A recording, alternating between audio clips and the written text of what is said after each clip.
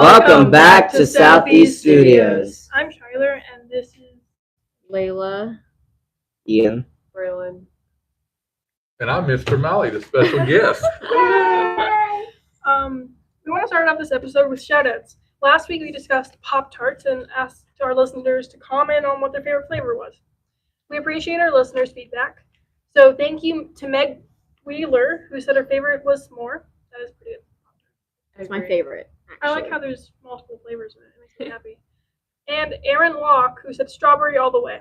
Parents are a huge supporter of everything going on around the school, and these two took their time to comment. So thank you, Meg and Aaron. This past week, basketball team wrapped up their season in sub-state play. The Lady Lancers ended their historic season on Wednesday, but it still ended with a banner, a league championship banner, an undefeated league championship banner, and an undefeated league. Wait, that says the same thing. This hasn't happened since 1990. The team included 4 seniors: Charlie Gideon, Bella Tavanero, Tegan Warner, and Elise White. They finished their season 15-6.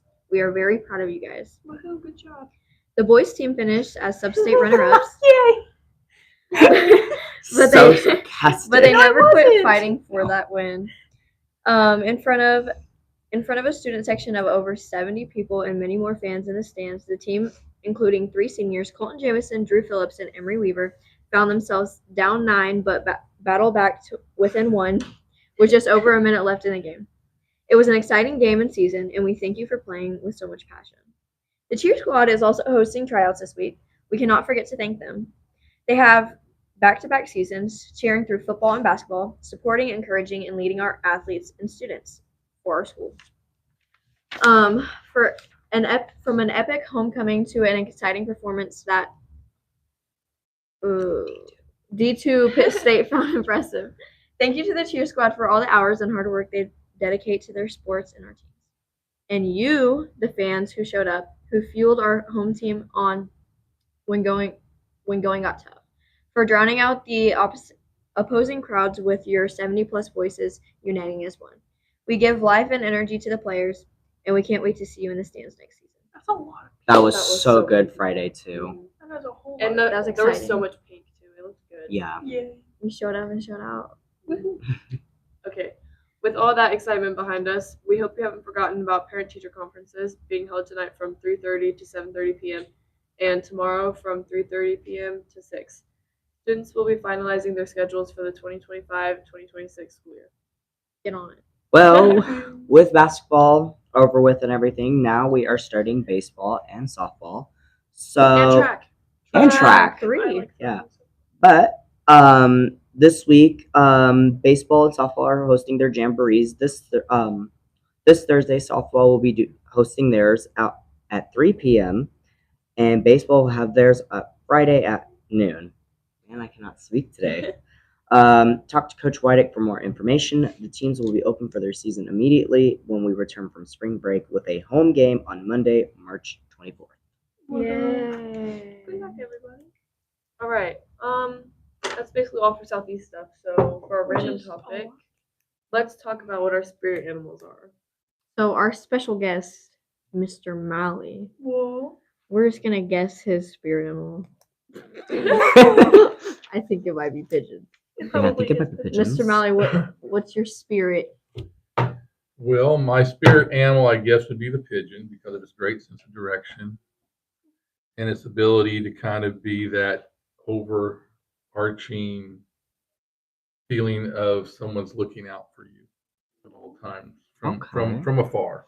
So it's like your job here.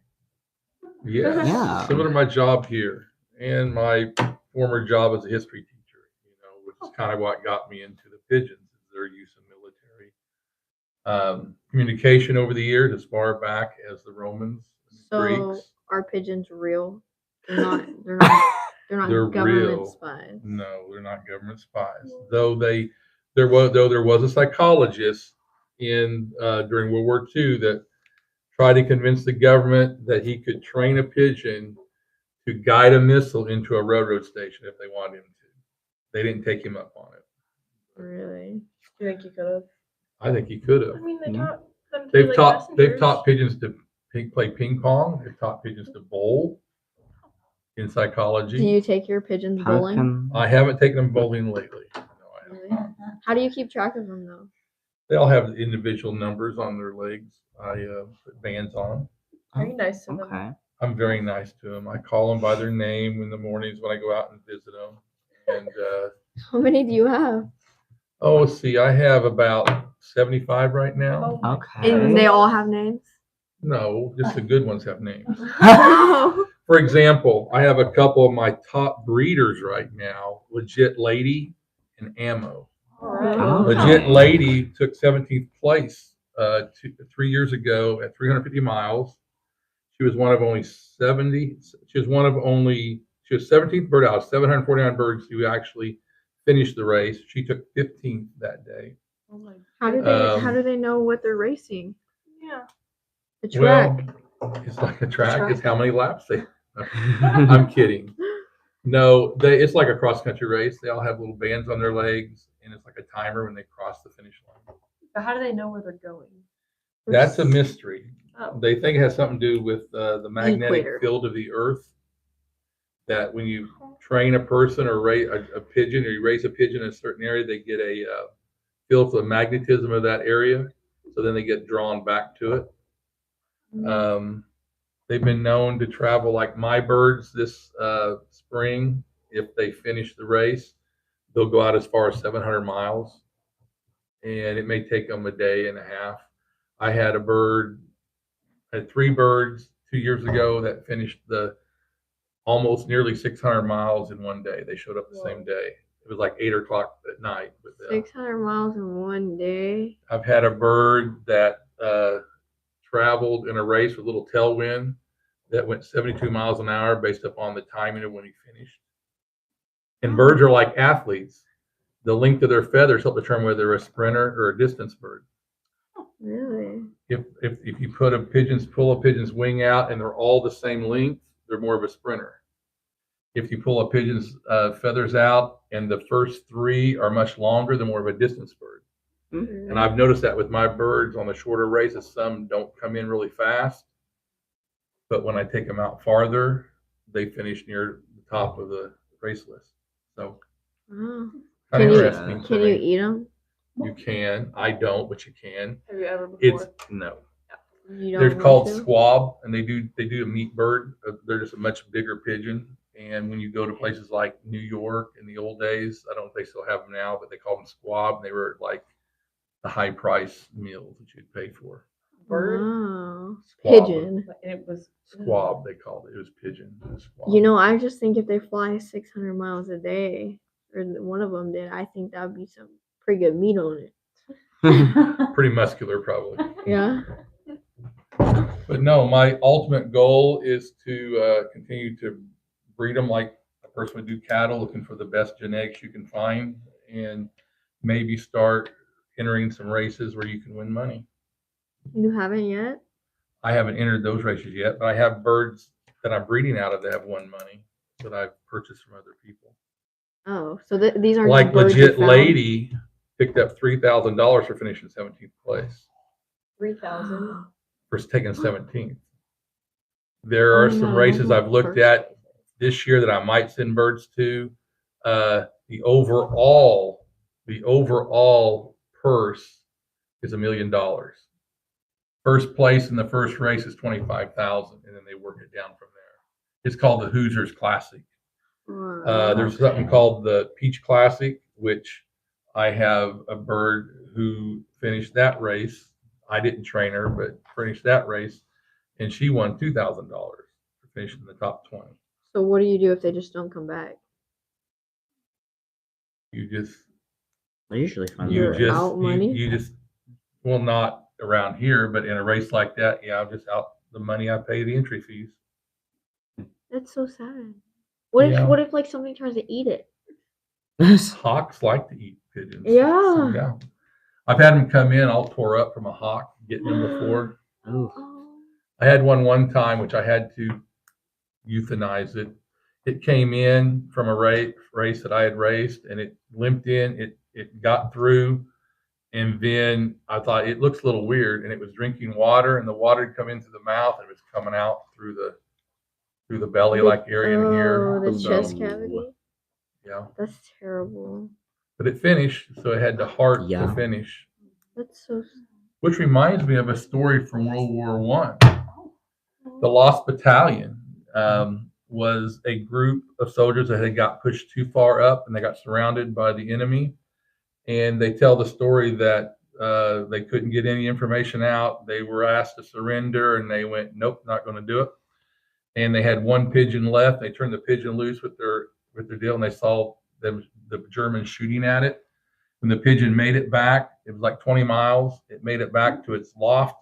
They took it out, and as they pulled, a bullet had hit it and had pushed the message up inside it. As they pulled the message out, the bird died, but it gave its life for the American cause. That's so sweet. So I could bore you all day with pigeon stories, but want to know more about it, just come check me out. Check out your All right. pigeons. Do we eat any of our other spirit animals, birds? No, I don't know. No. I don't think No. about birds much. Still can't forget about the fact that they. I can't stop thinking about toucans. I can't stop thinking about toucans. They have blue feet and they jump. They're cute. Yikes. I like them. They're 10 out of 10 birds. Braylon, what's your spirit animal? I don't know. I really like a frog. A frog? Frog. I love frogs. They're so Why is cute. that your spirit I don't know. I animal? just love frogs. Look, they have blue feet. Look at that. Like they're really blue. Crazy Mine, blue. oh my gosh, mine would be Rio. You Look know at how the he's bird. like, yeah, It's so. oh my gosh, she's so pretty The and cartoon. yeah. Yeah, the cartoon. It's like a macaw or something like that. And he's like one of its kind, and then like he finds, you know that song where it's like, was it really thinking? Yes. You know? I don't. Fly Love? No. They're called Spix No. macaw. It's Spix. Yeah. No, the bird she's talking about. Oh. Spix. Was I it think really Spix. thinking? Was it looking? I have no Was idea. it how to searching pronounce. They're really cute. for an answer? Yeah, mine would be a bird. It would be a bird. Not because I like pigeons or anything, but because it's exotic. Whoa. And I like exotic things. It also, he couldn't fly for the longest time. He had no Poor flight guy. until he met his girlfriend. And there's a Rio too. It's not as good, but it's pretty good, you know. And my favorite part is when they capture him. Not like It's been a fat minute. not since like I've when seen they the capture second him, one. but like when he falls out of his tree and then they put him in a cage and he's like, So "Oh my much gosh, when what's they capture happening?" him. And then he was lucky enough to fall out of the back of the bird truck into Wait, was I that think the her name's, second like, one? Lisa or something. No, that's the first one. Okay, that was like that's the first one. I don't And remember what the second one he was about. falls and then he gets a really nice owner who's so sweet. All right. Okay, Ian, what's yours? To be honest, I don't really have one. What's your favorite animal then? I love dogs and cats. For no reason. Totally. No, they're adorable. They're just cute. Yeah. But like what kinds of dogs? Just like any dog. So, I really love Alaskan Huskies. Even though they Yeah. could be very annoying with how vocal they are, they're just adorable. I feel like we're not in the right area for one of those. I think the main issue why they're so screechy is Attention. that, and they need more activity. Yeah. Certain dogs they can't just be lap dogs. They're not just Right. couch potatoes. Anyway, Miss Jones, do you have one? yeah. I think if I were to have a spirit animal, it'd have to be like my dad's dog Thor. I just see really that had to on put, Instagram just had all to the plug time. Thor. I know, I take videos of him all the time. But that's it. That's all. Bark at the thunder. Bark at thunder, catch raindrops in your mouth. Okay, Skylar, you really have to have one. Just one that speaks to you. But the fact it's just my favorite animal. I almost a favorite otter. Favorite animal, otter. They float. They just float around. I in their can lives. see her as an But they're otter. also They you know smell predator. so bad. They're also like they eat animals. They're not like they're little menaces. They eat fish. They are little menaces. They're little meanies. Oh my gosh, if mammoth, if that was still a thing, I would be that. Yeah, it's like an elephant, but even hairier. Hey, My Sounds bad. like Mr. Malle. Oh, is that yours? Oh, mine's always on Do Not Disturb. Yeah, and Shylar's is not an iPhone. Oh, that's so much better. Okay, well, I will have my detention prepared when I get back to the office.